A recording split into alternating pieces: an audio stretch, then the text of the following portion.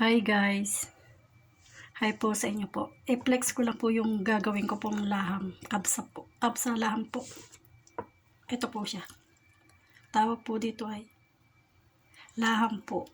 Pero ano po yan sa atin ay karop o kambing po. 3 kilo po ito, may kita yun po siya. Madami po yan kasi po may party po dito. Side naman po ng lalaki. Pag po magluluto kayo ng kabsa, kailangan po na malaking sibuyas. Buo po. Tsaka po isang buo na bawang po, is yung pong ganon. Tapos po 4 po na cup na bigas po. Tapos tomato po. Yan lang po ang lahok ng kapsa. Pero ito po ang dami.